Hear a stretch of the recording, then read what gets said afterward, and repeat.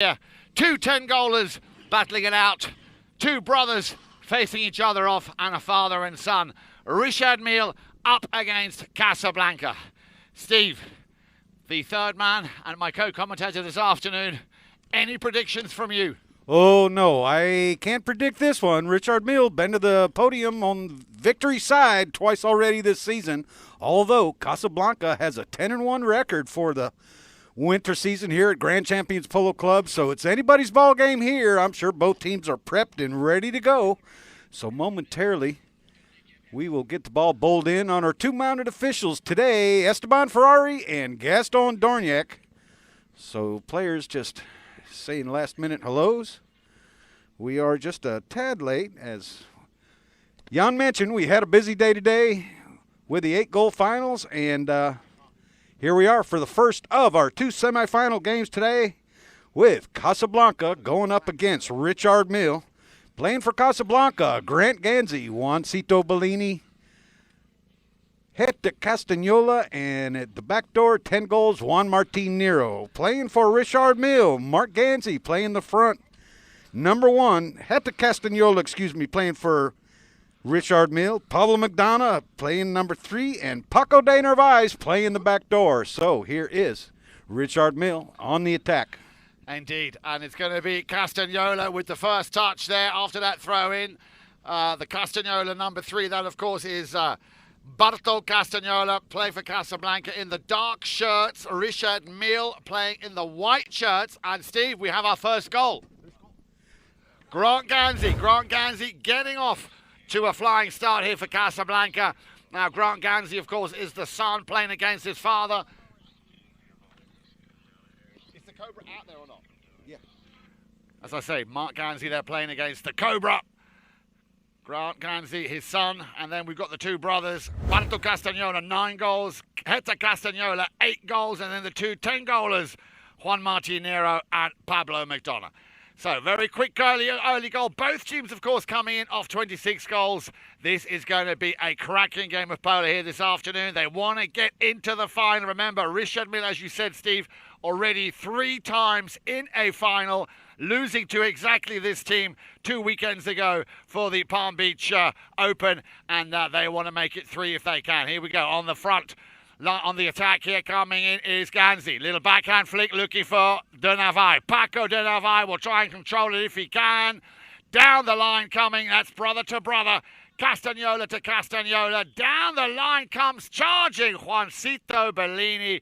And Steve, correct me if I'm wrong, but that was a right-of-way infringement. Right-of-way violation on that play. Hector coming across the line just a little bit with Juancito Bellini coming straight down the line and on that right-of-way. So, 5:55 on the clock. 1 goal apiece. 1 goal to 0. First chukker. And as you said, the two umpires, Gaston Dorniac and Esteban Ferrari. And of course, our IRO official, our instant replay official, should he be needed, Federico Martelli. A hit from the spot here in favor of Casablanca to be taken by Juan Martin Nero going to put the ball back in play right here from the center line on that penalty 5B. Hitting over to Barto Castagnola, and here's Barto. Barto for Casablanca sends one downfield. Grant Ganzi not able to get to it, but Paco de Narvaez is. He's going to turn that ball away from goal, running to the outside. He's got the Cobra up in front. Now Paco with a near side next shot downfield, but just a little bit short, as that's going to be intercepted by Barto temporarily and backed by Grant Ganzi, but here comes Pablo McDonough. Pablo on the move, being chased by Juancito. Pablo going to check down, still has possession of the ball, waiting for Juancito to clear. Here is Pablo. Pablo being backed up by Paco de Narvaez, and Pablo trying to get around, and Paco going to take out Juancito Bellini, and Pablo sends a long shot down the field and just to the left-hand side of that left-hand goal post. So, Richard Mille shooting from long distance here early in the first period of play. So we'll have a knock-in right here from Casablanca. Juan Martin Nero going back to bring this ball back into live action play. Nero has players fanning out everywhere. He's going to choose the left-hand side where Barto Castagnola is trying to outrun Paco de Narvaez. There is Juancito playing back up and hits a shot downfield, but it's broken up by Pablo McDonough. A high pop fly where Barto's going to come in on that play. And we've got an umpire's whistle right there on the far side of the field for a possible turning call right there. And we have our first challenge of the day right here. A foul was called against Casablanca, and they are going to challenge the call. We'll see what the IRO says. We don't want to influence the IRO in any way, shape, or form, so we'll keep our comments till he's had a look at that play from all different angles, and we'll also have a courtesy horse change right here at this time as well. So just waiting for the players to come back, and final word from the IRO. And it looks like the call is going to stand in favor of Richard Mille in the white jersey. So a penalty 5B coming in the way of Richard Mille, with Paco de Narvaez starting that clock by bringing the ball back in. Paco over to the center of the field. Nice pick up here if he can find it to his man with the number 10 to his name. There he is. Pablo McDonough will send that one down the field, but the other 10-goaler, Juan Martinero, very much got his wits about him. Will pick that one up deep in his own half. Here we go then. Nero. He's got Bellini at the front on his left. He had Barto on his right, but Paco de Narvaez playing a very, very solid back as he has to. But remember, this team, Richard Mille, they like to play that rotation, Steve. So don't be surprised if you see Paco de Narvaez, formerly 9 goals, of course, playing off 6 goals now. If we see him at the front, making and trying to get in a position where he can score goals. Oh, a little trip there by Castagnola. It's picked up on the near side once again. Nice little turn there by the 10-goaler. McDonough. Bellini sticking with him. It's going to be left for Paco de Narvaez, who sends a long ball down the field. Nobody home except Grant Ganzi, and he will just watch that ball. If he can keep it in play, keep it in play. Charging down the line was a player there from Richard Mille. And a little bit of a late whistle on that one, Steve. I think that ball was picked up, and that was stolen by Head to Castagnola and put through for a goal for Richard Mille, tying up the score here at 1 apiece with just a little under 3 minutes in the first period of play. So right now, some players going off to get on a fresh set of legs. So we'll hear a whistle stopping the clock, and we'll wait for the players to return with a set of ones on the board here, 1 apiece in the first period. Well, Steve, no surprise here to see these two teams coming out straight away, running and gunning, as you would say, or as my friend or our friend Dale would say. No chance or no time just to sort of size each other. They know themselves so well. So this, to me, already a little bit of a final that we've got here at Jan Palmer this afternoon. Now, remember, the second semi-final of the Triple Crown will be coming right after this game on the field, adjacent to this particular field. Tamera versus Oreo Polo team. And, of course, the outcome of this game will determine then who will, obviously, the outcome of the second game, who will be in Saturday's big final coming up, of course, on Saturday, the 17th of April. And that'll be the 4th and final of the WPL season 2021. And, Steve, will you not agree with me? What an amazing season we've had. It's been a great season and a lot of polo everywhere, from 6-goal polo to 26-goal polo. And don't forget, ChukkerTV will also be hosting 16-goal polo on Friday and Sunday as well. So don't forget to mark your calendars for that. Meanwhile, the ball's back in play. An important bowling going on right here, picked up by Nero. Nero looking towards that west end of the field. Got Grant Ganzi way downfield, and Grant Ganzi's going to be able to get that pass right here. Grant Ganzi puts it right through the goal. So what an amazing pass by Juan Martin Nero to Grant Ganzi, and Grant Ganzi a one-time touch right through the goal, putting his team ahead 2-1. I was going to say, what an absolutely pin-perfect pass there coming from the 10-goaler. Grant Ganzi, again, read it well, paced it just right. The timing was perfect. Going flat out, he just had to put his stick down one touch, but that is, of course, Steve, 26-goal polo. Players back on, lining up on Esteban Ferrari. Ferrari would like a little cleaner lineup than what he saw to begin with. However, that ball pops out. Mark Ganzi gets 2 hits on it. Mark Ganzi taking that ball across the field.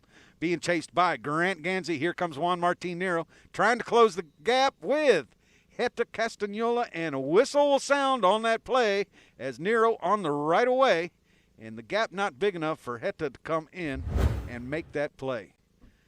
So the umpires will come together, and it looks like we will have a penalty 5A in favor of Richard Mille. Juan Martin Nero back to put this ball back into live action on the far side of the field. Nero surveys the field as Barto breaking to his right, now back to his left, and Nero sends a shot downfield, deflected off a pony. However, Barto able to pick up the loose ball. Barto trying to get around Paco de Narvaez. Barto going to drop that ball for Nero. Nero sees a player loose. He's going to try and send the ball right to him, a little short of Vellini. Grant Ganzi neutralized on that play, and here comes Heta Castagnola. Heta running the turn right here on that chestnut pony. Heta Castagnola slows down, checks down, trying to get around 10 goals. Looks at Paco de Narvaez for a little short pass. Told to use it by the umpires, and here is Paco. Now on the ball. Grant Ganzi going to stay back to keep him honest. And here is Paco. Paco slowing down. Now two black jerseys come back there, and Pablo McDonough. He's going to try and get around Grant Ganzi. Pablo maintaining possession. Now sends a long shot downfield looking for Heta, but it's going to be Barto, the first to arrive on the scene. Told doesn't have a play.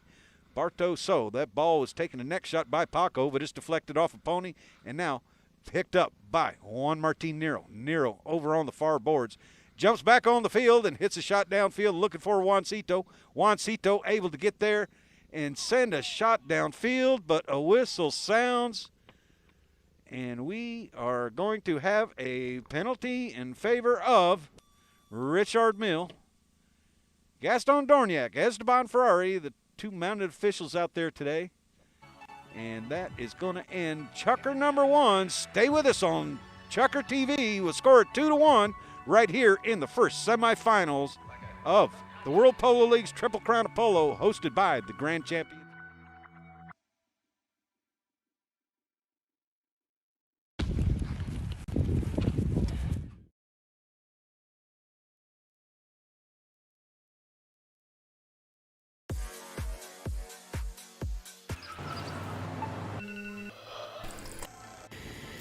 An active lifestyle means you never stop moving. That's why only Theragun devices are designed to release your body's deepest muscle tension, so you can do the things you love. Land that pose, hit that final rep, taste success, and do it all over again. You only have one body. Make it a TheraBody.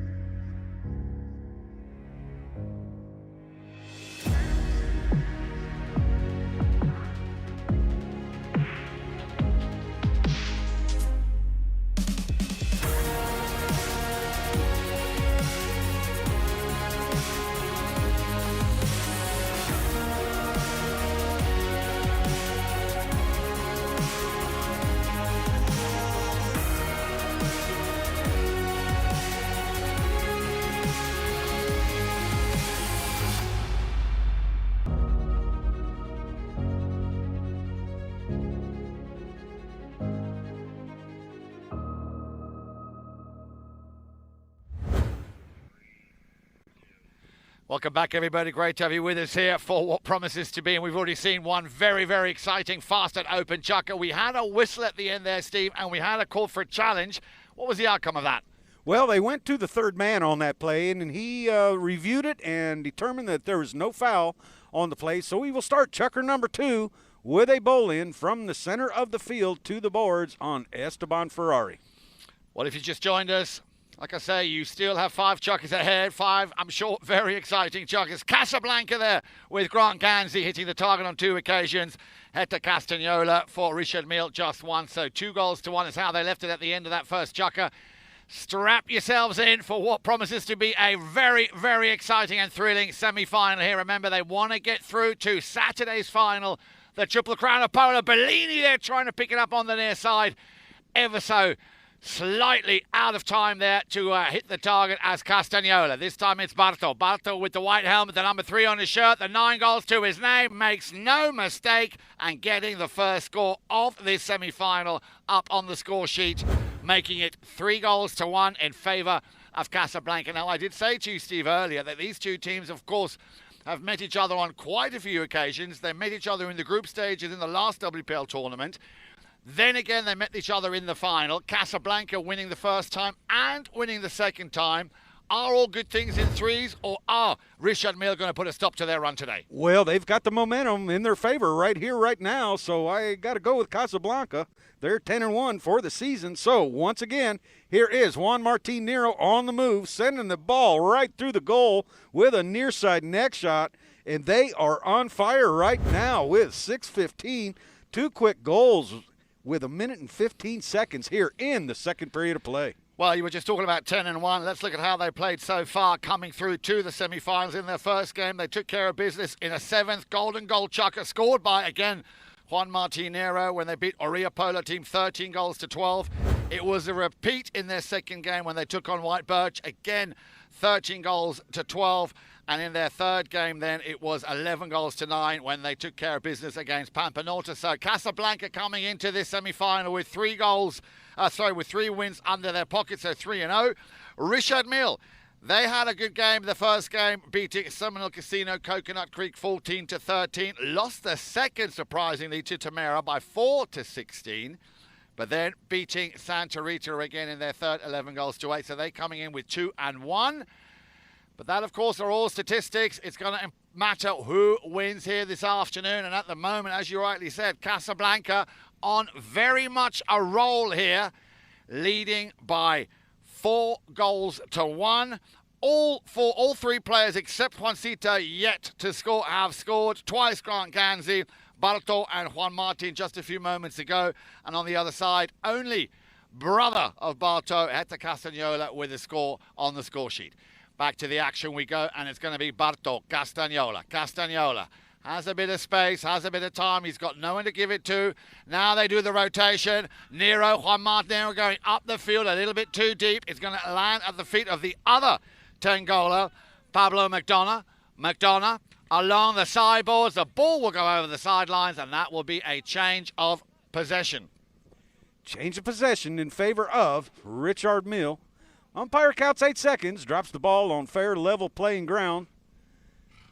And they are, Esteban Ferrari needing a polo ball right there from the other umpire. There's a lot of goals scored, so Paco. Ball bag a little bit empty, so here is Paco. Denavai, nice shot out to the open field, looking for McDonough. McDonough slams on the brakes. Hector will tuck in nicely behind him.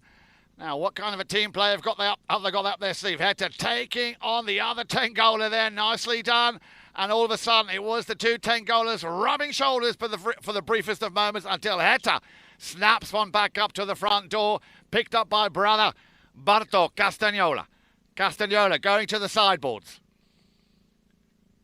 Just holds back a little minute, waiting for Juan Martin to get himself in that position. That pass, he's going to wait and let the ball come to him. Paco de Navai appealing, but Nero with a nice little slice across, looking for Juancito Bellini or Grant Ganzi. And Ganzi will make it number 3. Third goal here for Double G Grant Ganzi. And that, Steve, is 5 goals to 1. Boy, they are on a train ride right now. They are rolling and unstoppable here halfway through the second period, and they are hot and on fire. So, a scoring machine in the black jerseys right here, right in front of us, here in the first semifinal of the Triple Crown of Polo. 2:51 on the clock, courtesy change, but you can see the players very keen to come out very, very quickly. Remember, they're only allowed 45 seconds. But when you're on a roll like this, Steve, you don't really want to blow your nose. You want to come straight back out there and get on with business. And they still have a lot of business to deal with here this afternoon. Richard Mille, don't write them off. Remember, having won the Founders Cup, the All-Star Challenge, they are a force to be reckoned with. And once they get their mojo going, they are going to give Casablanca definitely a serious run for their money. Absolutely, yeah. Don't count them out by any means. A little slow to start, and Casablanca coming quick out of the gate. So once we get the players all settled back in here, we'll have a bowl in on Esteban Ferrari. And the adrenaline is flowing right now for Casablanca. So are they unstoppable? Can Richard Mille get things going their way? Time will tell. And a whistle right here, and it looks like Juan Martin Nero was on the line out of the bowl in, and Richard Mille player coming across that right away. So we'll see where the umpires place the ball. They would have been gone, and remember, he had a player down in front to pass to, so that's why they are marching towards that west end for a penalty number 4 at least right here, halfway through chukker number 2. Yeah, I mean, that really was quite a blatant foul, even though Heta might not have seen it, but Nero clearly established himself on that line, and that was crossed. So a good call again by the mounted officials, doing, as always, a very, very good job here indeed. Let's have a look at the clock. 2:45 left to play. Still anyone's game. And indeed, as you said, Steve, or as we suggested, a penalty 4. Now then, if they're going to let Barto do this, then that ball could easily go beyond those hedges, beyond those trees. Incredible power, and technically one of the best you will see. And that a combination, of course, 19 goals between them, Juan Martinero and Barto Castagnola, working like a Swiss clockwork here, very well tuned into each other for Richard Mille. Beg your pardon. Yeah, but Richard Mille, the clockwork, and that was the bridge there. So, nice long run up as we're used to seeing from Castagnola. Let's see where he sends this. Relatively, well, we've got a bit of a breeze on, but the wind should not really be too much of a factor here. There it is. It's high in the sky. He's put it wide. Oh, a missed opportunity right there. Would have put him 5 goals ahead. Instead, they're leading by 5-1, and you don't see that very often. Barto Castagnola, a very good penalty shooter. However, it's wide, and here is Paco. Denavai will pick it up deep in his own half. Look at Casablanca pressing very, very deep, standing very much where they want to be to try and force Richard Mille to make an error. There is this little snapshot out to the right, looking for Heta Castagnola now. He's also somebody who is exceptionally fast once given the ball. Castagnola with a chip shot over, and Castagnola will tee it up as the Cobra finds himself getting his fangs out. Mark Gansey getting the first goal of the afternoon, and an important one at that. Barto breaking down the field, and Pablo McDonough saw him breaking, sends that ball over to him, and I believe that was ruled wide to the left-hand side before Heta got a mallet on it. So it's going to be a knock-in, and here is Juan Martin Nero. Nero now, where's he going to send it? Out to the left-hand side. Nobody there except the other 10-goaler, McDonough. Now, what's he got up his sleeve? In comes the hammer from Gansey, but he knew that was coming. Turning it around, clever as he does on the outside, taking the scenic route with a little march to goal here. Look at that. He avoids the second player, Pablo McDonough now. Just a little chip shot, and there it is. Pablo McDonough getting that ball out of the corner over there and trying to navigate around players, which he does quite successfully. Gets around, it takes it right to goal. Nero unable to get a back shot on it, and Pablo sending it right on through. So Richard Mille coming back with a very important goal there by the 10-goaler, but it is still a cushion of 3 goals. 44 seconds left on the clock. Ferrari about to release the ball. Now then, and it's going to be Castagnola versus Castagnola. Oh, Heta just beating him there ever so slightly, but I think it was a little bit of a, well, it looked to me like a cross hooker in front of the pony's legs, but the umpires either didn't see it or are being very lenient as the Cobra can't quite reach that ball. And that, my friends, will be all she wrote at the end of the second chukker. 5-2. Make sure you don't go anywhere and miss the action of this semi-final of the Triple Crown. We'll be right back here on ChukkerTV.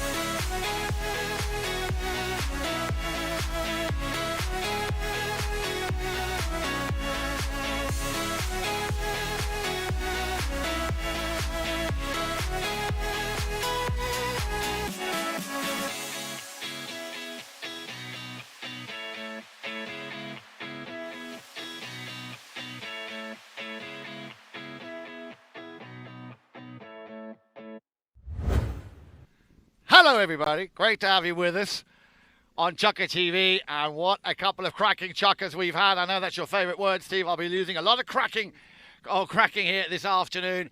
And the team in the black shirts, let me quickly run you down who they are.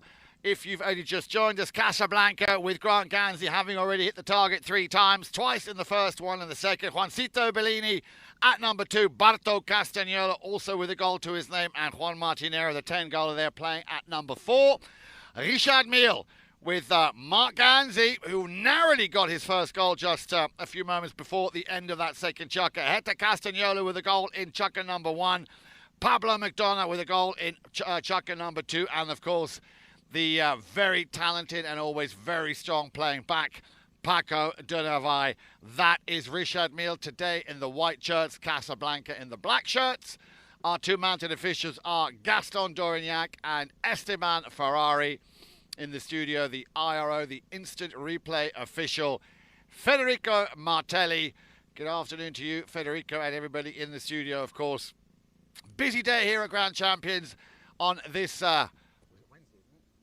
Wednesday afternoon. We just came from White Birch, where we had the 8-goal limited edition final. Now we are halfway through, not nearly halfway through, the first of our 2 semis. Remember, Tamera will be up against a Rio Polo team this afternoon. That should be coming on your screens at around about 5 o'clock this afternoon.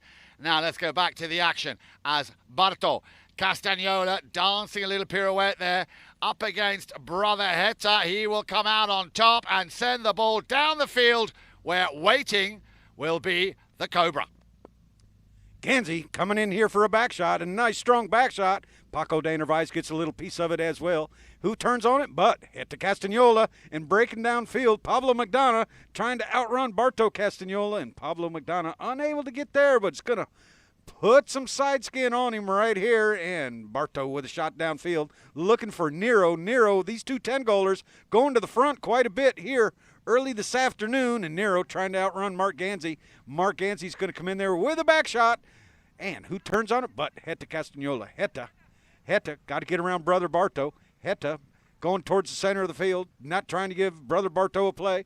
Heta with a little slap shot underneath his pony's neck, straight to the goal. Can anybody get there? And there is Barto with a near side back shot, saving that goal from being scored. And here is Pablo McDonough turning the ball right there, but who gets a hold of it but Nero. Juan Martinero taking that ball across the field, hitting it to Barto, but it's stolen by Heta. Heta running the turn towards the corner, back towards the goal, sends it out, but there is Juan Martinero, tries to get a hold of it, unable to do so, and the high flag is going to wave with Hector Castagnola scoring his 2nd goal of the day right here in the 3rd period. Yep, indeed, and a very important goal coming closer and closer to the 5, already teed up there by Casablanca. And I actually thought just now when the 2 brothers were at it again, I thought Hector's little chip there under the neck, it just ran out of steam right at the end there. But he did well to get that very, very important goal. 5 goals to 3, 3 goals to 5. Whoever you are supporting, let us know on the chat box here on ChukkerTV. Drop us a line. We'll come back to you if we can. Back to the action we go now. And it's going to be slamming on the brakes. Who's going to turn on it first? Castagnola. Here he is. Barto sending Nero downfield, unable to get a handle on that, and Mark Gansey backs it nicely. And here is Heta. Heta has free run to goal if he can stay ahead of brother Barto. Heta on that gray pony, working the ball towards goal, offside, near side, unable to keep control, but who's next in line? Grant Gansey's going to leave it for Barto. Barto bringing it back towards center of the field, where he's got a lot of space and a lot of room to work. Paco de Nervais is way back, playing a great conservative number 4 here this afternoon, and McDonough picks up the play, turns on his own back shot, and able to move that ball down the field. Oh, players having a little bit of trouble keeping that ball in their possession at times, but Juancito Bellini sends that ball over to the boards, raking it off the boards, and he's got Juan Martinero keeping a man off of him. Here comes Barto to challenge Bellini, and Bellini with a nice shot downfield, but Mark Gansey out in front of son Grant, and Mark Gansey with a back shot. It's deflected off of Grant Gansey's pony. Grant with a back shot right to goal, but it's still on the field, still in play. Juancito can't quite get a hold of it, but Barto does. 2 white players come together right there. Barto trying now to get around McDonough. Barto slows things down, trying to navigate around Pablo McDonough. McDonough having to clear and throw a blanket over him. And finally, we have a whistle right there at the west end of the field with 3:43 here on the clock. So we'll see what the umpires decide after this courtesy horse change. We will indeed, Steve, but I think you'll agree with me. What an amazing semi-final we're seeing here in the making so far.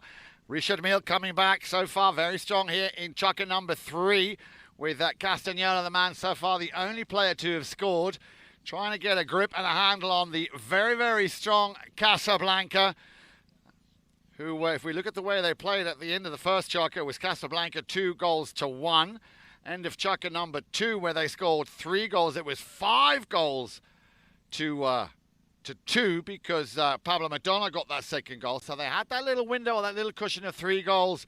And so far, Richard Mille are dominating here in chukker number 3. Yeah, Casablanca unable to score, but I believe when they come back, we are going to have a penalty number 2 in favor of Casablanca. A little difficult to see what happened down there at that end of the field, but the 2 umpires are right on top of the play, so an important game here. And I have been told that today is Juan Martin Nero's birthday. So a birthday boy out on the field at 10 goals, so at least 10 candles on that cake. Yes, and also I can see we've got Mr. Stephen Alexander from Casablanca in the house this afternoon. Good to see you, sir. Nice to have you with us as the players making their way back out there again very quickly here, not wasting any time. Casablanca United, the 4 Musketeers, there they are. And also Richard Mille coming out now, and play will, of course, continue, as you just said, Steve, with a penalty.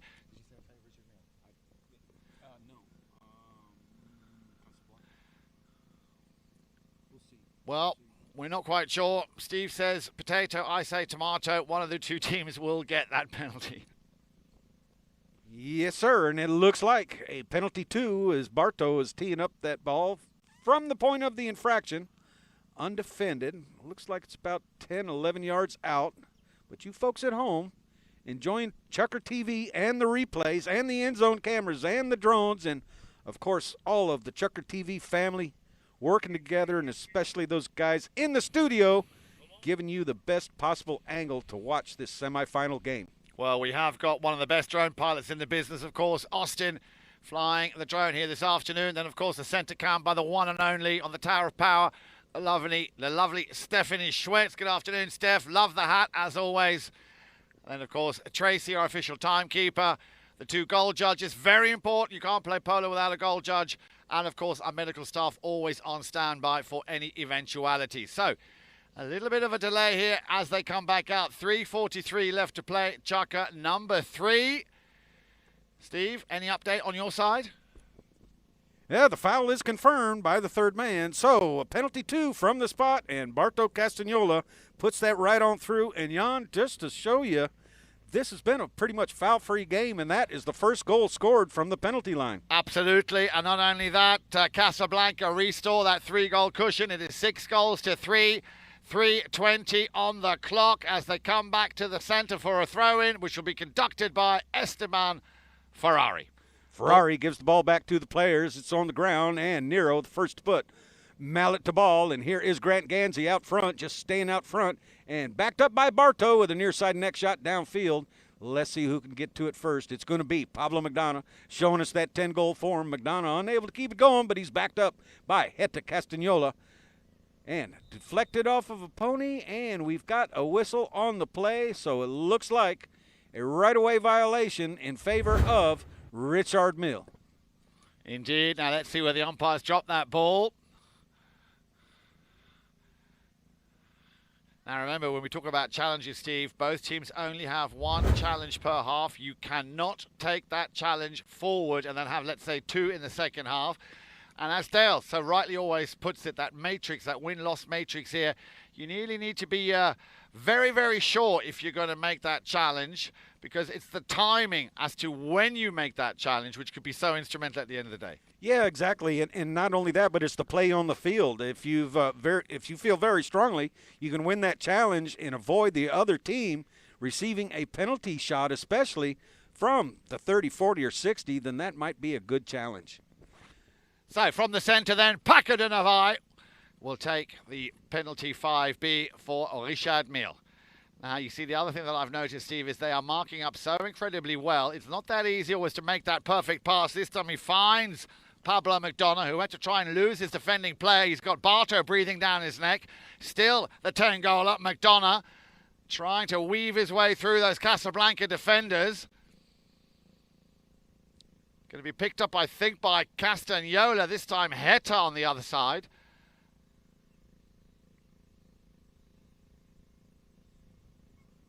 Did we hear a whistle on that? And yeah, we've got a whistle on that play. Paco de Narvaez was trying to shoot at goal and must have had a Casablanca player in front, crossing the right of way.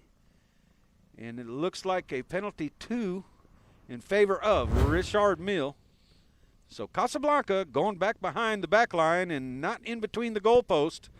Undefended, 30-yard shot, and Heta Castagnola will tee up the ball. So a chance here for them to get one back. An important goal at that. 2:19 left to play in the first half. And then, of course, another 3 chuckers. Play is called. Castagnola. Heta with a low ball, no mistake. Castagnola getting his 3rd of the game and reducing that gap, or closing in on that gap. Still 2 goals in it and 2 minutes left to play in this first half. Umpires bring the players back towards the center of the field, and they're bull in right here in front of us on that center camera.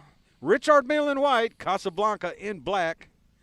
So Esteban Ferrari looking for a cleaner lineup, blows the whistle to stop the clock. Time is out, guys, so take your time, he says.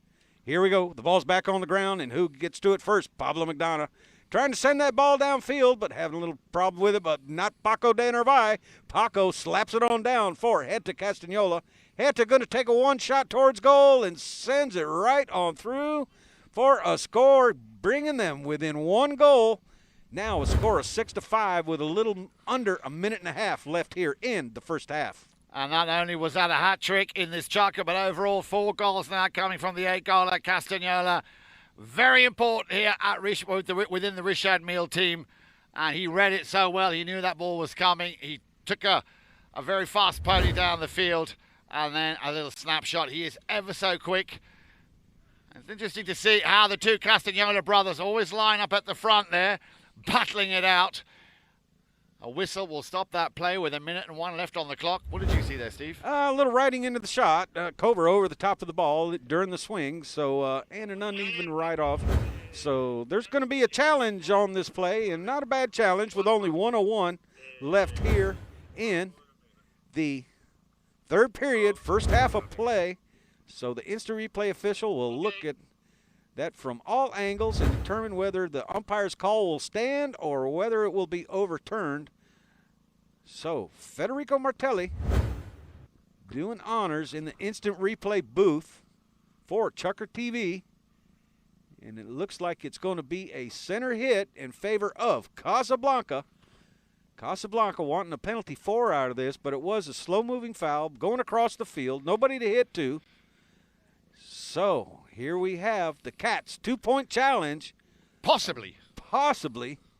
And a little bit of a east to west wind, so going into that breeze slightly, which if you're looking at the center camera would be from the right to the left. So here is Juan Martinero. The birthday boy. Taps it into play. Wants to get a little bit closer. Still Juanma. What's he got up his sleeve? He will leave this one for Castagnola. Barto will pick it up. Now he can slap a ball also down the field. There it comes. Castagnola slightly out to the right-hand side. So again, Richard Mille dodging a bullet there. We're down to the last 40 seconds of play in the first half. 6-5. Can Richard Mille? No, they can't. I was going to say possibly run it before the first horn went. So that is the end of the first half, and what an exciting half it's been. 6-5. Casablanca happy with that slight advantage going to the halftime break. Chance for you to maybe get yourself a fresh cup of coffee or a soda, and in time to join us here in the next 2 or 3 minutes for the second half of this WPL Triple Crown Semi-Final 2021 right here on ChukkerTV.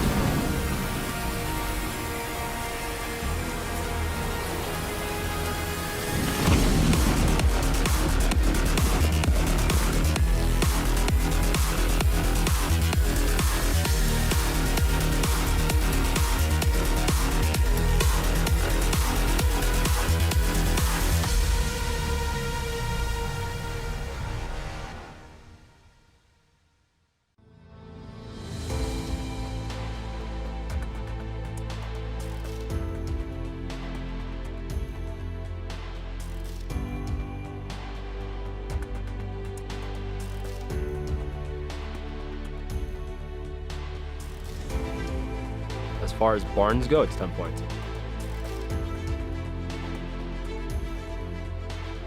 The weather, scenic views are unbelievable. To be up here in the mountains in this weather, I don't think you have many choices nicer than this.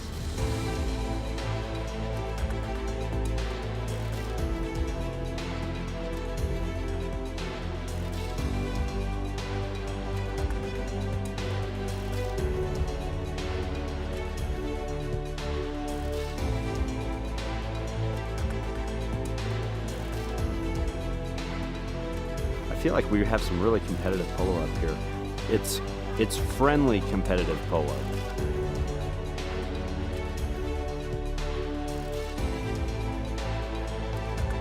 The place is amazing. Good polo fields, good players, good horses, so it's a good experience. It's really good.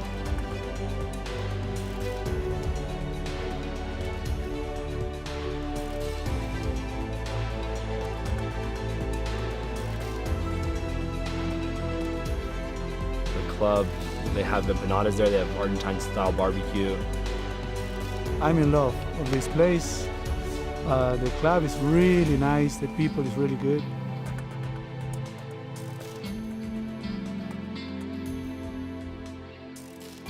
At least what I can see is that it's an amazing place to be playing polo with the family and with good friends, enjoying, and the weather is great. I can't complain at all. There's so much to do up here, and people are great, and there's some of the best polo in the country up here.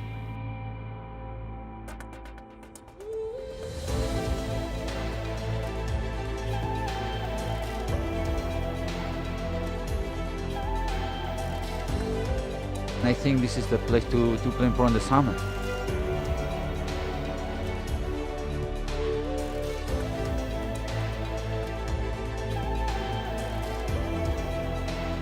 It's as good as it gets for summer polo.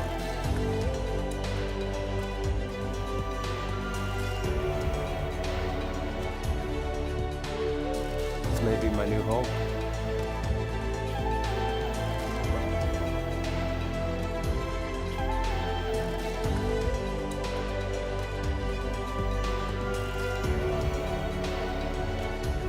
And as soon as our child is old enough, she's going to be in their polo school.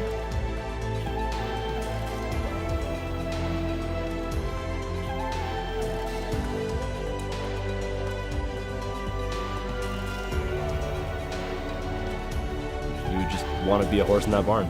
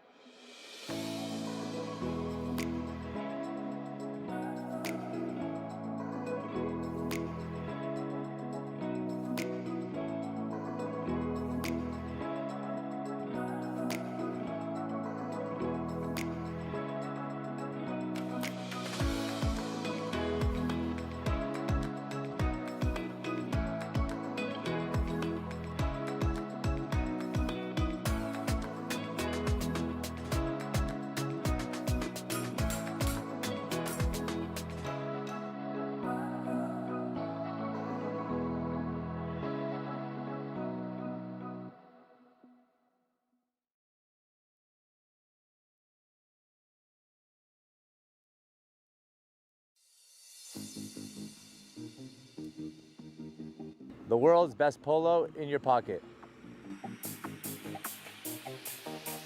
ChukkerTV, the only app you'll need to watch polo.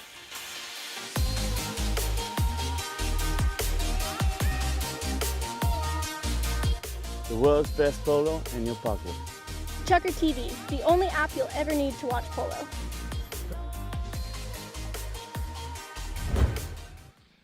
Welcome back, everybody. A very good afternoon to you. If you've just joined us, we are, of course, here at the semi-final of the Triple Crown of Polo, the first of our two semi-finals here this afternoon, coming to you from Jan Pamela. Casablanca in the black shirts with Grant Ganzi, Juancito Bellini, Barto Castagnola and Juan Martinero, who left the first half scoring a total of 6 goals. Richard Mille with Mark Ganzi, Hector Castagnola, Pablo McDonough and Paco de Navai scoring a total of 5 goals. So you can see it is a very, very close affair here. Excuse me, 1 goal in it.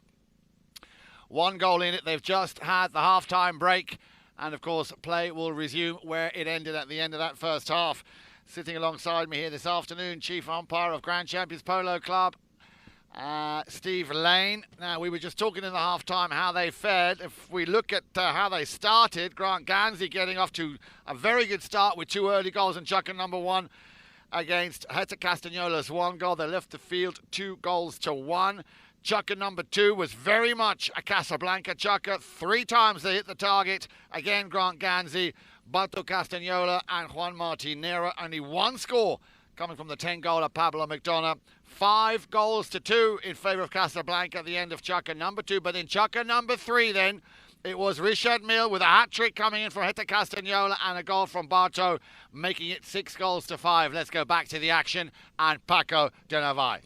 Paco sends that ball down the field, and it's intercepted momentarily by Barto Castagnola, but Heta, brother Heta on the move. He's got some space out front to work, but he sends a worm burner downfield.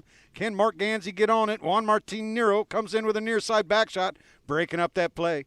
Now here is Barto on the near side, being chased by brother Heta. Barto along the boards. Has Heta on his right-hand hip, followed up by Grant Ganzi. Juancito Bellini in there as well.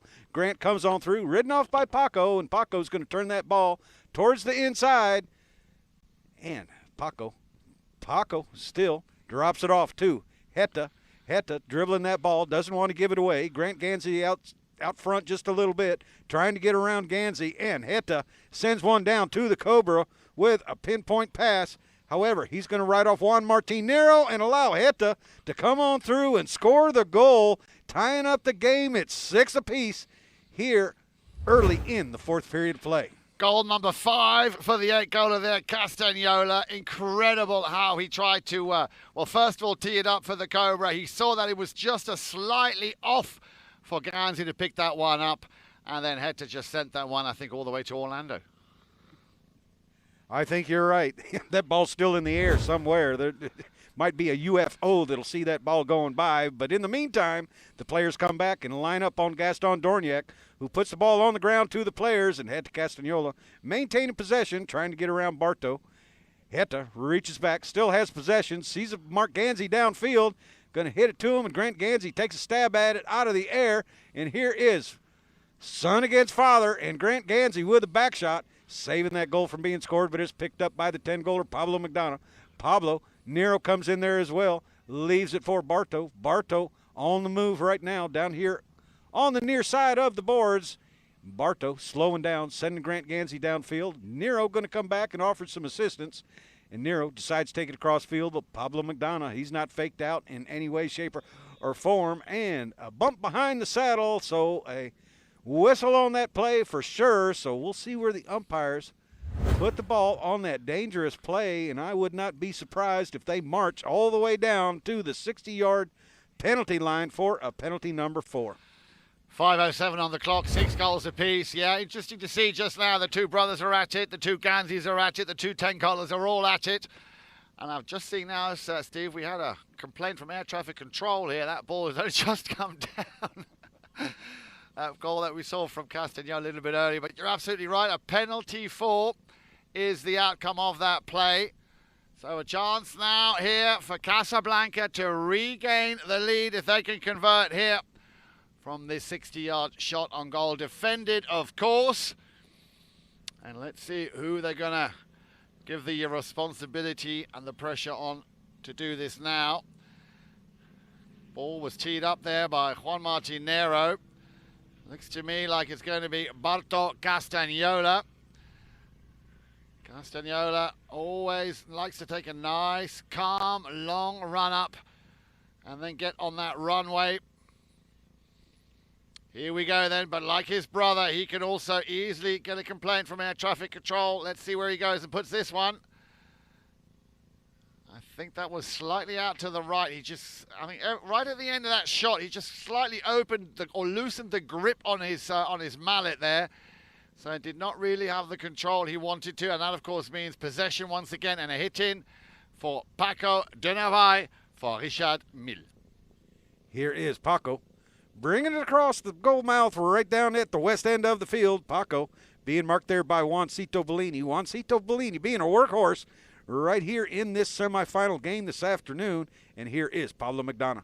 McDonough centered over towards the center, but it's deflected off of Pony. He's able to get control back once again. McDonough now on the near side, trying to outrun Nero, but they're staying neck and neck. Nero wins the right-off, and an offside back shot by Juanmar Nero. And here is Paco sending a little neck shot over to Heta, but Barto intercepts, and a late whistle on the play.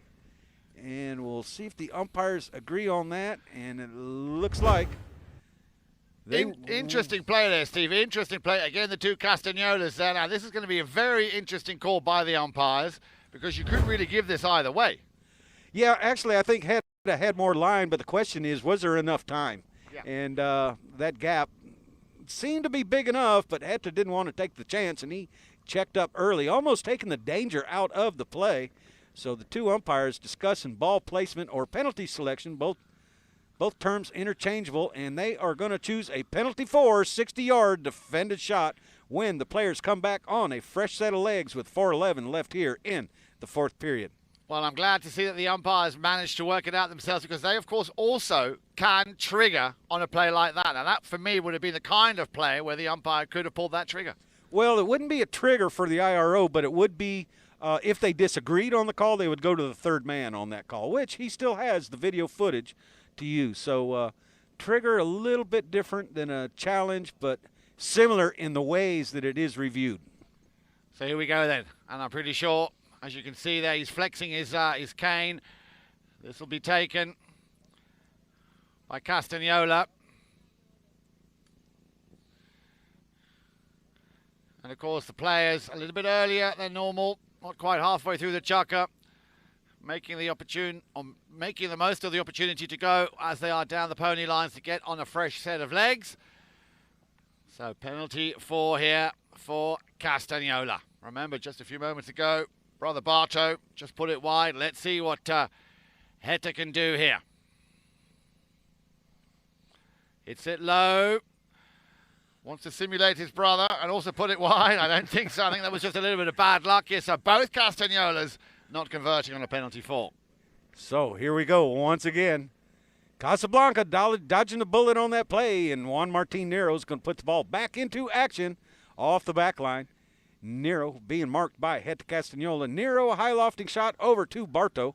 Barto able to jump on that line, checks down. Nero is going to go downfield or over towards center, and probably a little pass coming here for Juanmar Nero, but Barto chooses to keep it himself. Paco staying with him. A little soft touch pass over to Juan Martín Nero, straight down from where Barto was, and that ball up along the boards. Nero still on it with a strong, high lofting neck shot over towards the center of the field and beyond the goal. And Mark Gansey and Grant Gansey are going to watch that ball trickle over the back line, so we will have a knock-in by Richard Mille. So far, with 3:06 left to play, just the one score coming from Castagnola early on in chukker number 4. We're just shy of 3 minutes left to play in this fourth chukker. Paco trying to put his stick down. A little snap there. Oops. On the handlebars. And another whistle, Steve. Yeah, right-of-way violation right there with Barto jumping on the line with ball past him on the left-hand side on his near side, and he crossed over, took the offside play with a Richard Mille player coming down the right-of-way. So a penalty 5A from the point of the infraction in favor of Richard Mille, where Paco de Narvaez will put the ball back into action right here. And Juancito Bellini doing a great job of marking up, and he's the one that broke up that play, almost giving Casablanca a scoring opportunity. However, the foul occurred, and here is Heta Castagnola working against Juan Martin Nero. Nero staying with him. Heta gets a little shot out. Barto and Pablo McDonough come together as well. McDonough splits up and tries to make an offside shot right there, but Heta and McDonough. McDonough now with the ball, trying to take it towards goal. It's broken up by Barto. And here is Juan Martin Nero on the move, has Grant Ganzi out front. Can Nero get the ball to Ganzi? Not quite the shot he wanted on that play, but here is McDonough. He tries to break it up, unsuccessful at that, and Juan Martin Nero sends a bomb down the field. Can Grant Ganzi outrun Heta? And here is Juancito Bellini coming through with Paco de Narvaez, and we've got a whistle on that play for sure, with two players both going for the offside play. McDonough a back shot, and Nero a forward shot. So the whistle sounds, and the umpire's looking right down the line, and that's the only place to see who's right or wrong on that play. Absolutely. So still 6 apiece, 1:44 on the clock. Let's see what the umpires make of this one, and also where they place the ball. That's going to be very, very important here. And it looks like it's going to go in favor of Casablanca. Another open goal penalty, 2. So a big opportunity here for Casablanca to once again restore a lead, even if it's just by 1 goal. Castagnola will want to redeem himself after that missed penalty 4 on the south end. This is now the north end. Here we go. And this time, no mistake, Castagnola getting that very important goal back. The second goal of this chukker. At the moment, it's 1 apiece in this chukker, but overall 7 goals to 6 in favor of Casablanca. Castagnola's 3rd goal of the game, 2 on the penalty 2 line and 1 from the field. So they'll come back to Gaston Dorniac on the other side of the field in the center. Casablanca on your left in black, and Richard Mille on the right in white. And Grant Ganzi attempted a back shot. It's deflected off Pony, and the Cobra comes through and sends it back up front. And here is Barto Castagnola doing the turn, running underneath his horse's neck to the outside of the field. Going to check down. Mark Ganzi's going to come back to keep him honest as well. Ganzi having to clear. Barto able to fish the ball out from underneath. And Pablo McDonough with a rough write-off right there. Now has to give way and allow Barto to hit down the field. Topped a little bit, but Nero able to get to that ball. Nero has Juancito and Grant Ganzi down the field. Tough break right there. It's deflected off ahead to Gray Pony, but Nero comes through on the near side, a near side neck shot. A little off to the left from the goal, but it's picked up by Paco de Narvaez. Paco leaves it for Heta. Heta with a neck shot, intercepted by Barto. Barto trying to get around McDonough. Barto still in possession of the ball, and here is Grant Ganzi in there as well. Paco de Narvaez flips it forward. Grant Ganzi gets a piece of it, but it's backed once again by Paco.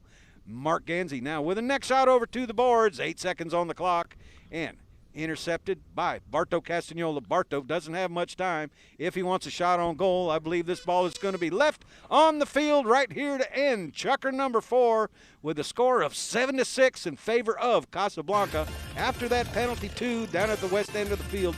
Stay with us for 2 more exciting chukkers right here on ChukkerTV.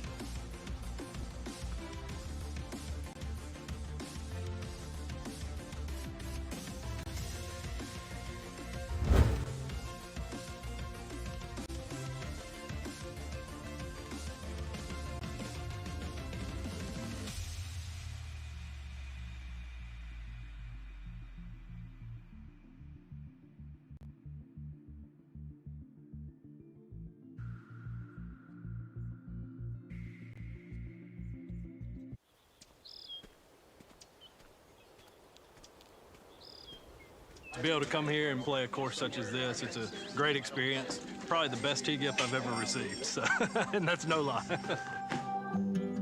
My wife actually gave me a pair for Christmas before I played in the tournament, so this will be my third pair, so I'm looking forward to it. Over the calf, 17 and a half. Outseam 43 and a half. We make a personal pattern for everybody, and that takes a lot of different points on a body to draft a pattern. I have at least 7 or 8 pair. Great golf course and get a pair of blue jeans out of the deal is freaking awesome. The down for that is 17 and a quarter. Was that about 32? Yep, you nailed it. Same thing you've been wearing since high school. 6 and a half. No, that's fine. Thanks so much for being here, and good luck today on the course. We will do a true shotgun start today, so good luck today, and y'all have a great time.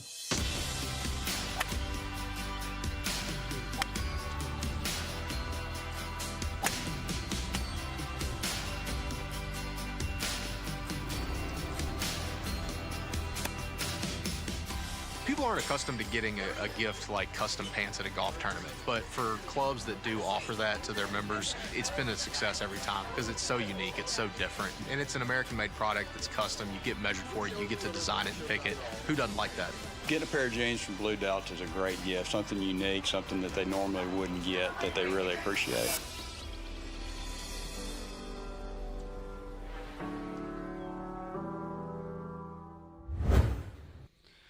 Welcome back, everybody. Chukker number 5 about to start here. But, Steve, what a thrilling game. We said it was going to be a cracking game. Still 1 goal in it. They ended the first half 6 goals to 5 in favour of Casablanca. Just a single score by both teams as they left the field after 4 chukkers of play. 7 goals to 6.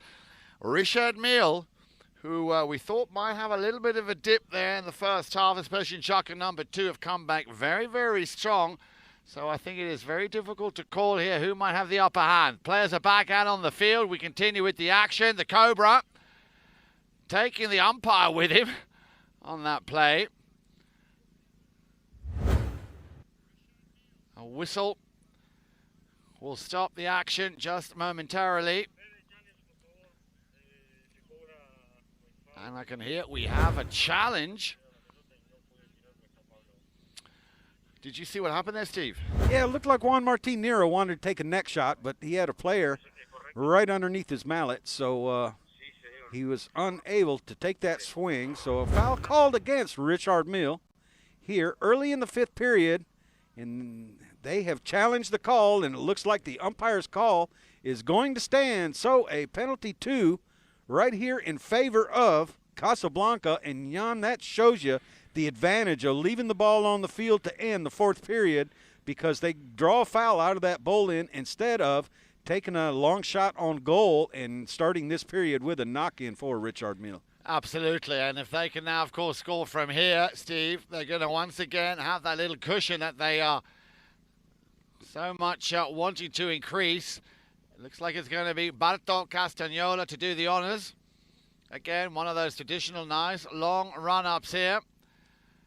Castagnola, it's low, no mistake. Barto getting goal number 4, and there is that cushion of 2 goals. 8 goals to 6, with a little over 7 minutes left to play here in the penultimate 5th chukker. 3 goals from the penalty 2 line for Barto and Casablanca. So once the players get back towards the center, Gaston Dorniak, chief umpire of the World Polo League, will put the ball back in play. Looking for a clean lineup. Both teams need to be on their own side. The rule is no contact, but very seldom do we ever see that. So the ball is back on the ground, and it looks like Richard Mille winning that bowl in, dropping it off for Pablo McDonough. Pablo McDonough has a little bit of room to work, and there's Juancito Bellini going to stay back with him. Pablo checks down, trying to get around Bellini, back towards the center, now going to try and outrun Bellini. Bellini staying right with him. Called off by Paco de Narvaez. Here is Paco with a near side back shot. However, it's met by Nero and Heta Castagnola winning the play. A shot on goal for Heta, putting it right on through. So the magic of Pablo McDonough does set up his team for their 7th goal of the game. Yeah, and a great execution there. Super opening up there. His shoulders getting just the angle he wanted on that cut shot. Heta Castagnola now with a total of 6 goals, if my maths is correct. Steve, 6 goals and an important goal at that, bringing it back within 1 goal. 5:44 on the clock. Ball is thrown back into play. It'll be Nero who comes out on top for Casablanca. Nero, who can he play it to now? He's got young Grant Gansey up at the front. Bartow will leave this one behind for the 10-goaler. Unleashes a very powerful shot into the danger zone. A little open backhander there from Gansey. It had a deflection and a whistle. I thought I heard a whistle out there, but they kept on playing, so... Yeah, we did have a whistle, so Grant Gansey not having enough room on that tail shot back towards the goal. So penalty 5A in favor of Richard Mille from the point of the infraction.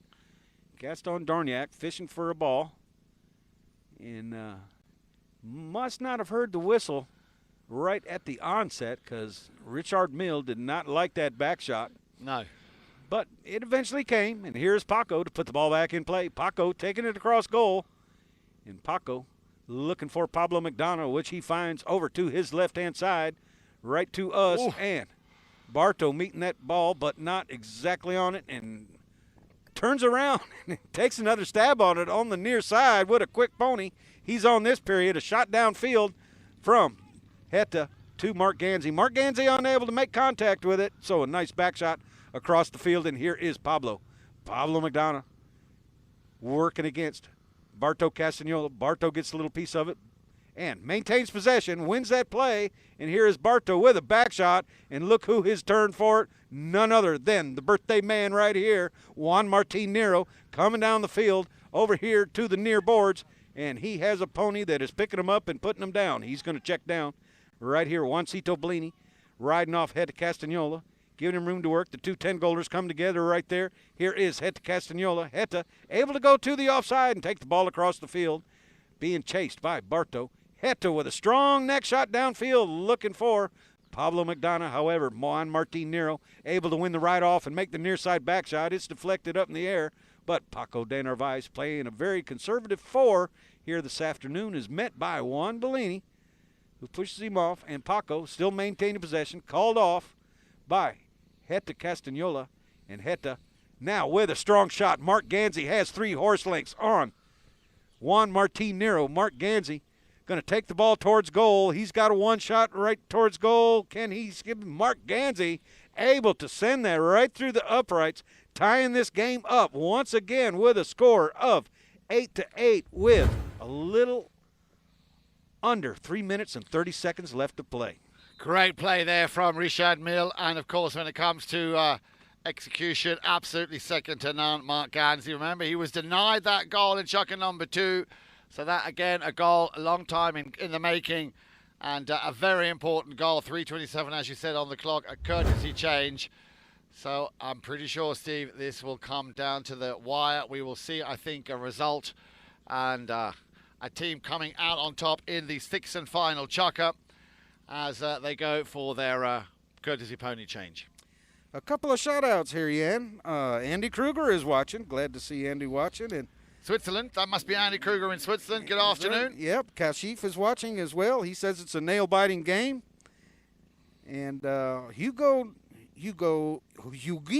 Nunez is watching his playing. Hugo. Where is he or she? He just says he's watching, so it doesn't say where Hugo is. And, of course, Gary Leonard is watching as well. Haven't seen Gary in a long time. And Peter Luke Williams watching and says it's a nail-biting game. So, yeah, we've got some watching, and hope you're enjoying this broadcast on ChukkerTV and this first of our 2 semifinal games this afternoon here in the Triple Crown of Polo, hosted by the Grand Champions Polo Club.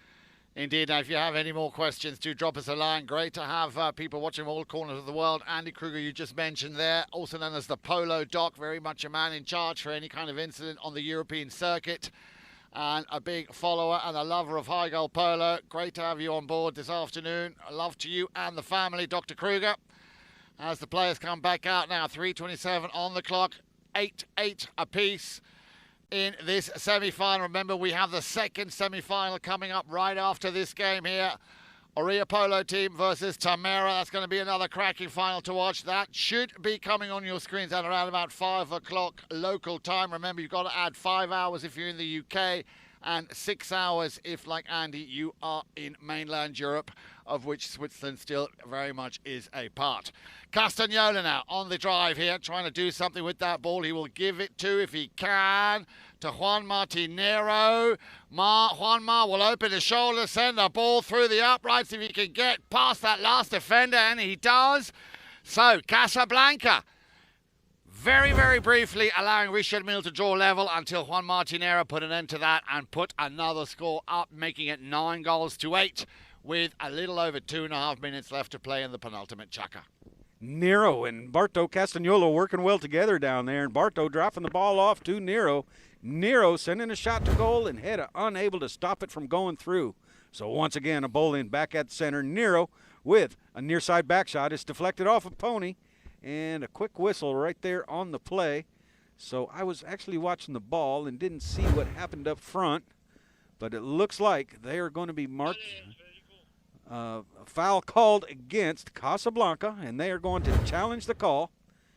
And it must have been when Nero hit that near side back shot. Everything looked fine, but yep. I think you're right, Steve. That back shot looked a little bit a little bit borderline cagey there. So let's wait and see. Of course, they'll be reverting back to the studio with Signor Martelli. And of course, that is the beauty of ChukkerTV, that we have this infrastructure in place. Top of the range technology, of course. Where else can you watch that? And remember, Steve, if you haven't already got, so I know you have, the ChukkerTV app, always in your pocket. Download it for free, of course, Android, Apple, any kind of device you have. So that has gone in favor of Richard Mille with a penalty 3. Thank you, a penalty 3, the outcome of that. That's the decision the umpires have made on where to place that ball. So a chance now once again to draw level. And will it be the Cobra or will it be the Tengola? I think it's going to be Pablo McDonough here who's going to attempt to put this one between the posts. Here we go then for the equaliser, Pablo McDonough. No mistake, as you would imagine. So there it is. The equaliser, making it 9 goals apiece. In this chukker alone, it's 3-2 in favour of Richard Mille. And we still have 2 minutes left to play in this chukker. Steve, still no idea who you would, if you had, and if you were forced to, put your money on? Well, if I was forced to, I'd say right now I think Richard Mille has the momentum going, so I'd go with them here in the 5th period. But right now we've got a brand new ball game as Nero hits that ball forward, and Heta comes in front, and a whistle will sound, and it looks like it's going to be a penalty 4 in favor of Casablanca. Yeah, Heta there again, the culprit, of course, unintentional, I'm sure, but Juanma clearly on that line. So a penalty 4. And this, of course, could be the opportunity for Casablanca not only to regain the lead, but also go into double figures. And as you know, Steve, very often these sort of games, these make or break kind of games, are decided in the 5th or final chukker. I think on this particular occasion, we're going to see it all come to a head in the 6th and final chukker. Richard Mille want to, of course, do everything they can to not make it a 3rd consecutive defeat against Casablanca. And Casablanca, of course, want to show that they are not a 2-hit wonder after having beaten them in the last 2 times they met in the previous tournament. Castagnola there and Juan Martinero just teeing up the ball. Now remember, Castagnola has had an attempt on exactly this kind of a situation in a previous chukker where he put it wide. So I can understand why he is keen to try and have another go at this, to just set the record straight. Castagnola.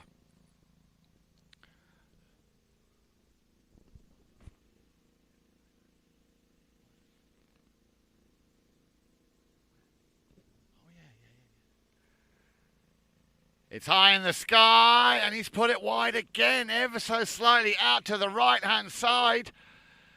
Well, he'll be kicking himself. He won't be happy with that at all. Barto Castagnola, that's the 2nd penalty for that he's put wide. So once again, Richard Mille dodging a bullet as Paco Denavai gets things underway with a knock-in from his own back line.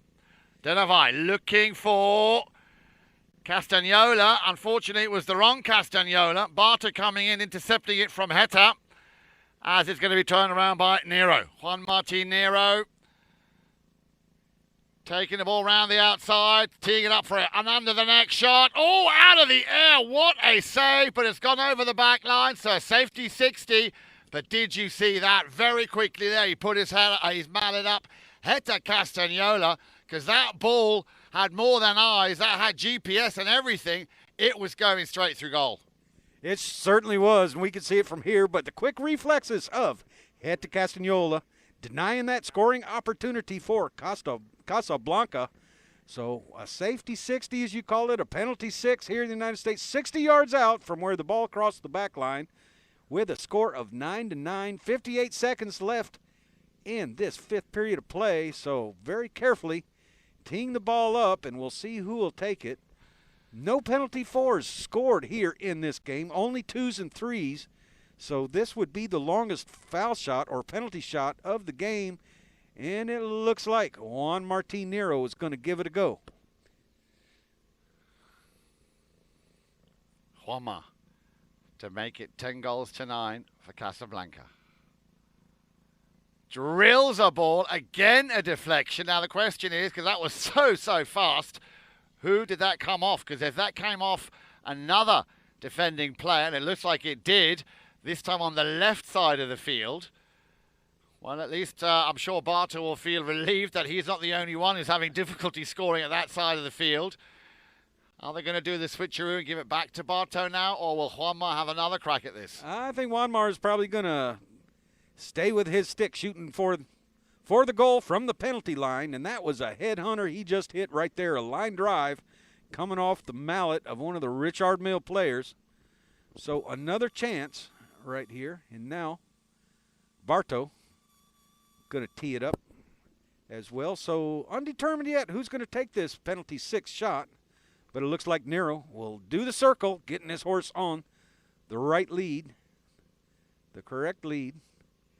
And here is Juan Mar to break the tie of 9-9.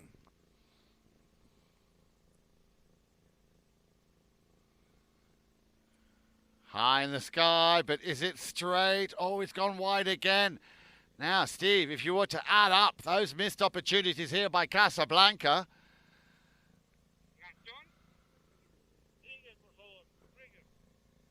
A trigger? Yeah, they're going to trigger this play. It looked a little difficult to tell, and remember the rule.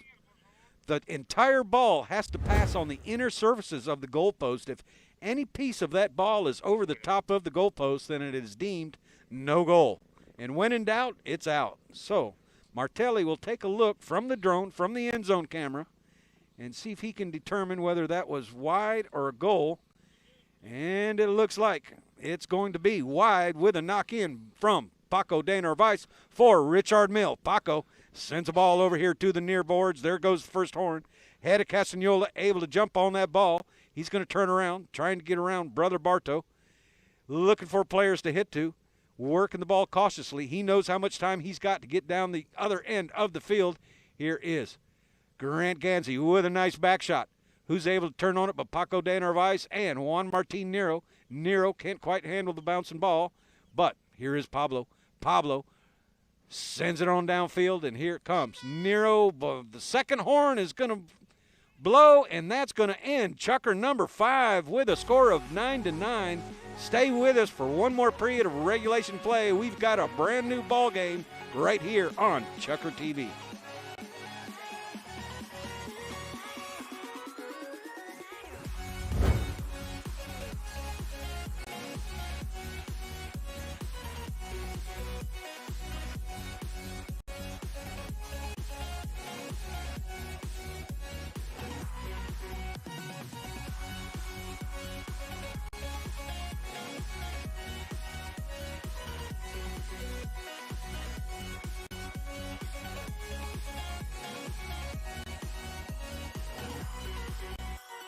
White Claw Hard Seltzer, a wave of refreshment. crafted using our unique Brew Pure process. Made pure. Nothing tastes like White Claw hard seltzer.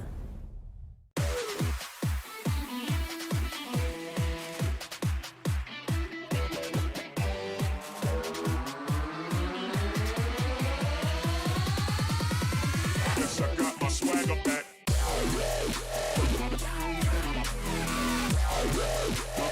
Yes, I got my swagger back.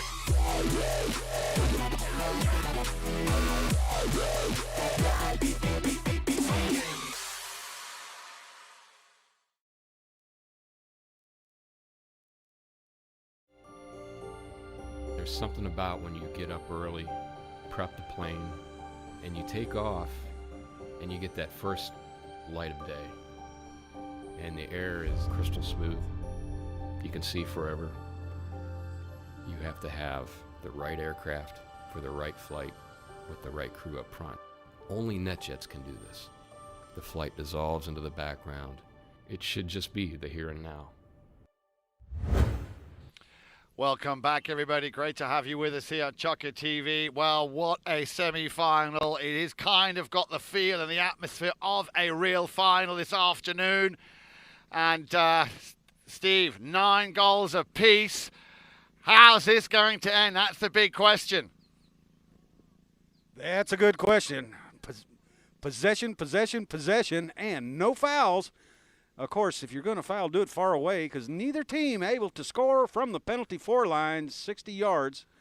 But the penalty 2s and 3s have been flowing. 3 of them scored for Casablanca, and only 1-2 and 1-3 for Richard Mille. The ball's back in play and on the ground. Here we go then. This is going to be make or break time. Paco de Navai with a little under the next shot, looking to feed it up to Castagnola. Good first touch from him, Castagnola. In comes the challenge from Bellini. Castagnola on a bouncing ball, tried to, and he does so well and so calm. Put it through, and that puts Richard Mille into double figures and into the lead, Steve. 7th goal of the day for Heta Castagnola. And what a play on the near side, hitting that bouncing ball with an opponent on his hip, trying to ride him off, but successfully scores for Casablanca, or excuse me, Richard Mille, breaking the tie 10-9. And that is the first time, looking at the score sheet here, that Richard Mille have actually taken the lead. It was from the very first Chukker, 2-1 for Casablanca, 5-2, 6-5, 7-6, 9 goals apiece at the end of Chukker number 5. And now at the top of Chukker number 6, Casablanca revving up that horsepower engine, taking the lead by 1 goal. And I'm sure Castagnola, Barto here will not, that will not bode well with him. That's a little bit short for Ganzi to pick up on, as it'll be Paco de Navai to steal it from Double G. Round the outside he goes. Grant coming back to try and challenge him. Barto wants a piece of it, and it's picked up by the 10-goaler. Pablo McDonough. A little bit too short there for the Cobra. Nero will send it back. Who can turn first? It's over on the far side. Castagnola being pushed deep into his own half here by Ganzi. Can't afford to make a mistake now. Ganzi will try and hook him, but Castagnola keeping his very, very cool mind about him. A little cut shot across the field, looking for the Cobra.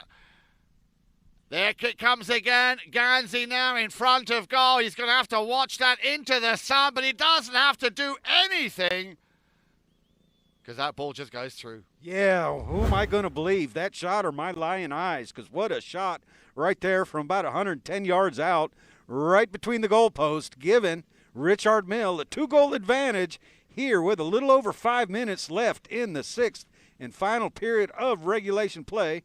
So we'll have a whistle right here for a little injury timeout. Paco needing a little bit of time. The umpire's going to give it to him. And in the meantime, looks like Esteban Ferrari is going to allow him a horse change right there. So a little break in the action here, Jan. Well, as they say in Argentina, impresionante. That's what they say in Argentina, because that really was super impressive there.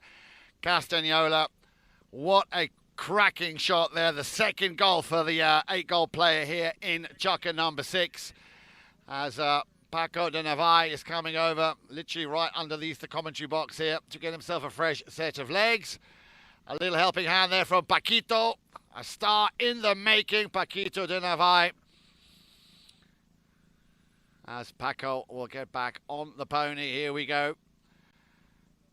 Still plenty of time left here in Chukker, number 6, 5:01. And I'm not talking about your jeans, I'm talking about the time on the scoreboard. A little bit of, you call it debris, we call it debris, on the field. And while we have a break in the action, Yan, we've got Sharon Robb is watching. And Kim Sherman says, what a semifinal. And boy, did she hit the nail on the head right there. She did indeed. She did indeed. And of course, all brought to you here on ChukkerTV. Yes, and absolutely. Even Erica says she's watching from Paris and supporting Casablanca, who started so well, but what a great match. So glad to see people are enjoying and commenting to us. Indeed. Thank you very much to all of you. We always appreciate any kind of message, any kind of question that you might have, either to myself, to you, Steve, to anybody else. Let us know where you play this wonderful game of polo. Give you and your polo club a shout out, and hopefully with the pandemic restrictions easing up, I hear now in the UK, maybe this time next year you can all come and join us here in the heart, or down in southern Florida, the heart where the WPL, of course, is at home here at Grand Champions Polo Club in the heart of southern Florida in Wellington, as we go back to the action. And it's Richard Mille once again. And guess who's on the attack here? Castagnola sends it down the field. A little bit of a difficult angle here, but he's going to attempt it nonetheless. Pablo McDonough just putting that one wide. 4:44 on the clock, 9 goals to 11, and not only did they go into the lead, Steve, but all for the first time also Richard Mille actually creating a little bit of a cushion here of 2 goals. That's the first time in this game that they've done that, but as we said so often, it is the 6th and final chukker in which these kind of games are decided. Castagnola keen now to have the ball. Another crack at this. Castagnola past Bellini. Bellini doing a great job there, giving the ball to the other Castagnola, Barto, who just lets the Tengola run by him. Now then, who can he play it to? There's nobody up front. Maybe Bellini anticipating and would like that ball. And another whistle on that play, Steve. Yeah, but whistle on that play, and it looks like they're going to get Pablo McDonough for pushing the player, an opponent into a teammate. So it looks like they're headed towards that Casablanca goal for at least a penalty 4, which has been a tough road to go for both teams this afternoon. Well, it has been really, as the feedback has been saying, it really has been an absolutely amazing semi-final. Like I say, it has all the makings of what could be a final. Remember, these two teams actually played in the final of the last WPL tournament, the Palm Beach Open. And this time they're meeting a little bit ahead of that final. So, as I say, the outcome of this team, of this game, the winner of this game will be playing against the winner of the next semi-final. That'll be coming onto your screens right after this game. Tamera versus Aria Polo team. Another one you don't want to miss. But we still have 4:01 left to play here in chukker number 6. And Juan Martinero hitting the target, no mistake, getting a very important goal back, bringing his team also into double figures. 10 goals to 11, Steve. Just 1 goal in it, and well over 3.5 minutes left to play. A lot of time left, and Juan Martinero scoring the first penalty 4 of the day right here. So, a courtesy horse change with 3:39 left. And while that horse change is going on, looks like some players electing to stay out. And only a couple of changes going on right here, but what a game we've got. And 8 teams in this tournament, 2 brackets of 4. The semifinals are a crossover where the first place team in bracket A plays the second place team in bracket B. And then the second place team in bracket A plays the first place team in bracket B. So always guaranteed a good finals when that happens, and that's how the host tournament committee has set this tournament up, and it's been one grand of a tournament. Now, just to remind you, of course, in case you have only just joined us, the final of this, the WPL Triple Crown of Polo 2021, will be taking place on Saturday, the 17th of April. This is this coming Saturday. And as you said, Steve, we also have a 16-goal tournament starting on Friday, the finals of which will be played. There are 4 teams in it, the final of which will be played on Sunday. So this weekend, very much the finals weekend here at Grand Champions Polo Club. Saturday, the WPL Triple Crown. Sunday, the 16-goal final. And then next week, a lot of the players very keen, getting their trunks and their flip-flops going down to Miami Beach for the Miami Beach Polo World Cup. Of course, the final of that on Sunday, the 25th of April, Steve. 3 days of polo down there, am I correct? Friday, Saturday, and Sunday, is Correct, that right? Correct. There are 6 teams who are competing this year. Now, of course, last year, due to the pandemic, that tournament had to be cancelled, or rather postponed, shall we say, until this year. And we are very much looking forward to being down there again, as I say, a week on Thursday. And there'll be lots of activities both on and off the field. Remember, you can go to the website, www.miamipolocup.com. You might get lucky and still get a ticket or 2 for hospitality, because it really is second to none hospitality. Tito Gaudenzi and his team putting on an amazing spread. So if you can, we hope to see you down there. Let's go back to the action now as we watch the 10-goal. McDonough wanting to restore that 2-goal advantage here for Richard Mille to stop Casablanca, making it 3 straight wins every time they've met. The last 2 games, Casablanca coming out on top. There's the under the neck shot. It's gone wide. Just wide to the right-hand side. Wow, what an opportunity there for Heta Castagnola, but unable to convert that neck shot into a goal. So Juan Martin Nero once again brings the ball in off the back line. Casablanca players trying to get loose for a pass, but here is Barto Castagnola with possession of the ball, trying to get around Paco de Narvaez. Juan Martin Nero breaks downfield. Now he's going to come back to give a little help. Drops it back to Nero. Nero has plenty of space to work, but Head is going to wait on him. Nero releases a pass downfield, looking for Juancito Bellini. Juancito able to get by Pablo McDonough. He has Barto out front. Yes. He shoots towards goal, and that ball is just wide to the left-hand side. What a shot by Juancito, and what a play by Casablanca. Well, we call that a Remington in the trade, a very close shave there. So unlucky, Juancito, just narrowly missing that target by Mitchell, a couple of inches.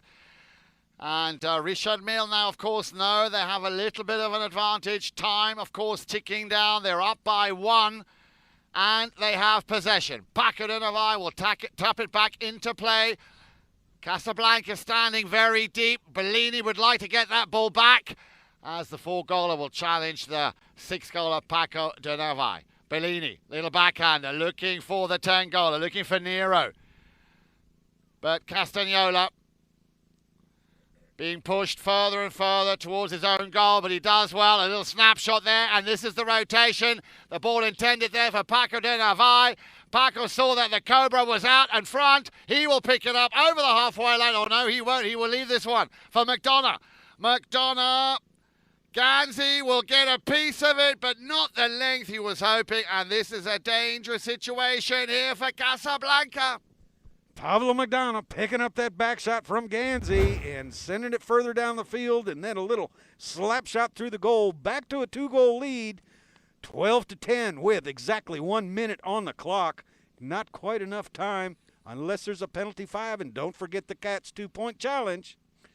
Well, that's what they need right now, but I think you're right here. It's going to be down to the clock just running down. We're down to the last 45 seconds. Board being thrown in as we speak. And once again, Richard Mille have possession. You said it, that was the key word here, especially in the 6th and final chucker. So Richard Mille with a very clear game plan here, taking half the polo field apart on the far side. And I think, Steve, there was a whistle before that horn sounded. So it looks like the players are going to shake hands, and Casablanca is going to concede, and Richard Mille will be in the finals on Sunday. Jan, any last minute words right here? What a great game we've had. Well, first of all, a great game here. A masterclass by both teams. It was very, very unlucky. It really could have gone either way. I think they were both so well mounted, so well played, both of these teams. So congratulations to both. Of course, commiserations to Casablanca. They wanted to make it 3 in a row, but Richard Mille clearly had a game plan. They stuck to that game plan. They got stronger and stronger, especially in the second half. Opened up, were able to play their game, and at the end just ran out of time. So I think a fair score here by both teams. As I say, there has to be a winner, there has to be a run-up, but I'm sure you'll agree both of these teams are worthy winners. And that will be all that we can tell you here from this first semi-final. Hope you've enjoyed the action. We're going to rebuild and set up camp with the field just behind us. Make sure you tune in for the second semi-final of the WPL Triple Crown of Polo 2021, coming to your screens at about 5 o'clock this afternoon. Thank you.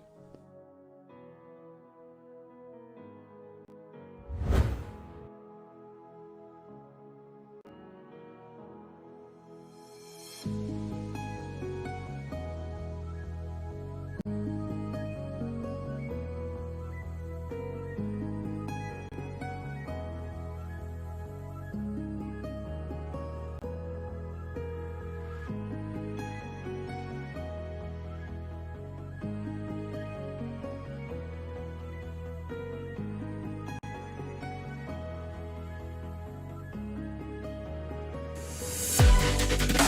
you.